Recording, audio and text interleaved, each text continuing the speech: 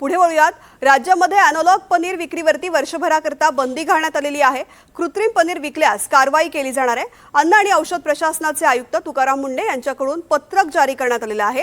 राज्यभरातील तपासणीमध्ये पनीरचे 35.4% नमुने विहित मानांकनाशी विसंगत आढळल्यामुळे आणि अनेक नमुन्यांमध्ये दुधामधील स्निग्धांशाऐवजी वनस्पतीजन्य स्निग्धांशाचा वापर झाल्याचं स्पष्ट झाल्यामुळे हा निर्णय घेण्यात आलेला आहे। त्यामुळे आम्हा सर्वांना आवडणारं पनीर चिली आणि पनीर मसाला सारख्या डिश महागण्याची आता शक्यता आहे।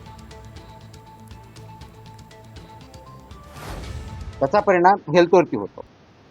म्हणजे जवळजवळ 35% सॅम्पल्समध्ये अनसेफ किंवा सबस्टँडर्ड अशा प्रकारच्या फाइंडिंग हे जे अनालॉग पनीर आहे त्याच्यामधून आपल्याला आढळलेले आहेत आणि त्याचा परिणाम लोकांच्या हेल्थवरती होतो।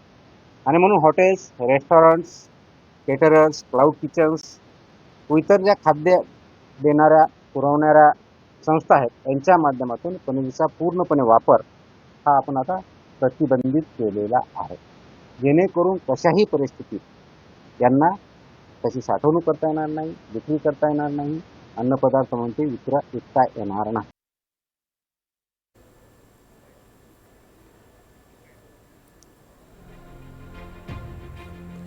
तर महाराष्ट्रामध्ये अॅनालॉग पनीरवरती वर्षभरासाठी बंदी असेल। एफडीएने या संदर्भातला निर्णय घेतलेला आहे। तुकाराम मुंढे यांनी पुन्हा एकदा मोठा दणका दिलेला आहे हॉटेल व्यावसायिकांना। पनीरमध्ये दुधाचा स्निग्धांश म्हणजे मिल्क फॅट असणं आवश्यक आहे। वनस्पती तेल किंवा इतर घटकांचा वापर करून त्या उत्पादनाला पनीर नाव देऊन विकणं हा गंभीर गुन्हा मानला जाणार आहे। हॉटेल, रेस्टॉरंट आणि केटरर्सवरती या संदर्भातले निर्बंध असतील।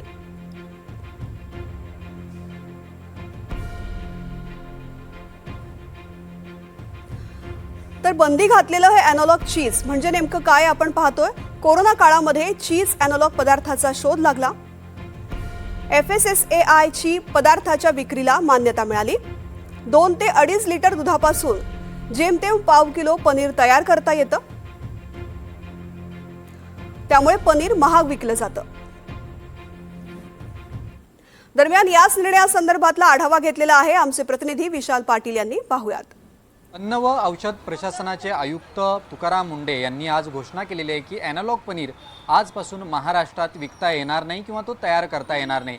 त्यामुळे आता आपल्याला दुकानांमध्ये दुधापासून बनवलेलाच पनीर हा मिळेल। सद्यस्थितीला जर आपण पाहायला गेलं तर अॅनालॉग पनीर ओळखणं सुद्धा मुश्किल असतं। अॅनालॉग पनीर म्हणजे दुधाचा वापर न करता बनवलेला जो पनीर असतो त्याला अॅनालॉग पनीर अशा पद्धतीनं उपमा देण्यात आलेली आहे। आणि हा पनीर खाल्ल्यामुळे त्याचे बरेच परिणाम हे शरीरावरती होत असतात आणि त्याच अनुषंगानं आज अन्न व औषध विभागाकडनं अशा पद्धतीचा निर्णय घेण्यात आलेला आहे की राज्यात पुढील 1 वर्ष अशा पद्धतीचा पनीर हा तयार करता येणार नाही, तो विकता येणार नाही किंवा त्याचं मार्केटिंगसुद्धा करता येणार नाही, अशा पद्धतीचा निर्णय हा घेण्यात आलेला आहे। त्यामुळे इथून पुढे महाराष्ट्रात फक्त दुधापासून तयार झालेला पनीर हाच आता विकता येणार आहे।